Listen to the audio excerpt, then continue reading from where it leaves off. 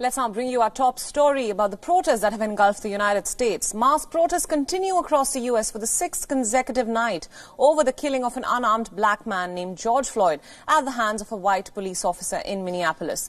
Let's get you some of the latest updates on what is happening on ground in the United States. Now, what began as a peaceful demonstration in the city of Minneapolis has now transformed into a wave of outrage, sweeping a politically and racially divided nation. The map on your screen right now shows the extent of the demonstrations across the country that have now spread across multiple cities in the United States. As of now, at least 40 American cities have imposed a curfew, with National Guard being called in and mobilized in 15 states and even Washington, D.C. More than 2,564 people have been arrested in more than 12 U.S. cities over this weekend. Protesters continue to demand for all the officers involved in George Floyd's death to be charged. And currently, only one officer, Derek Chauvin, who was the one kneeling on Floyd's neck, has been charged with third-degree murder. Beginning with the capital of Washington, D.C., protesters were seen clashing with police officers right in front of the White House.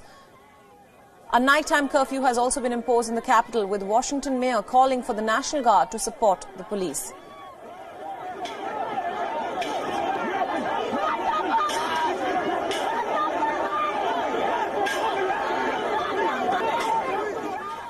Let's now move over to California, where Governor Gavin Newsom has declared a state of emergency in Los Angeles County.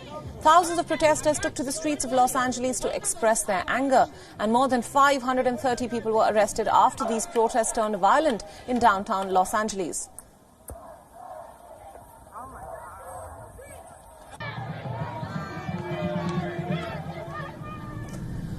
On the other side of the coast, in New York, protesters staged a peaceful demonstration in the Times Square, taking a knee in silence. The protest organizers urged the crowds to remain peaceful, but this is just one picture of the protests in New York. In fact, in a polar opposite picture, two New York police vehicles drove into protesters blocking streets in Brooklyn. The video on your screens right now shows a police vehicle approaching the crowds with sirens blaring, and protesters were heard screaming, and some even climbed onto one vehicle after it stopped.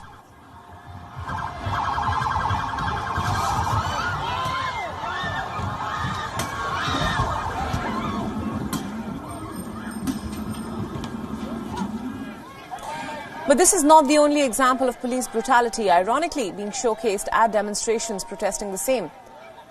In Denver, a protester was shot with a pepper bullet while filming the police at a scene of protests.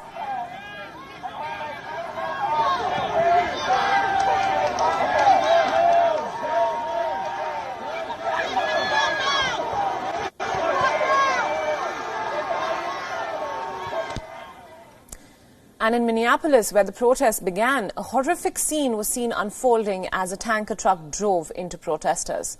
The police have said that the driver was inciting the peaceful protesters, and he has since been arrested.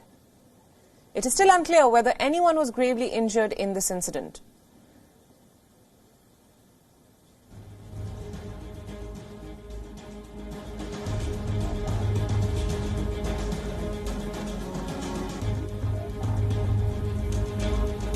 But even with these protests raging across the U.S., the president, Donald Trump, continues to avoid the public eye. But the U.S. president did not stop tweeting, launching an attack against the Democrats and anti-fascist group Antifa. In a stark contrast, Democratic presidential candidate Joe Biden visited the scene of an anti-racism protest in the state of Delaware. And in a tweet, Biden said, and I quote, "We are a nation in pain right now, but we must not allow this pain to destroy us." This tweet shows a picture of him speaking to a black family at the cordoned off site where protesters had gathered. Now, for more on this, William Denslow gets us this ground report about what's happening in New York.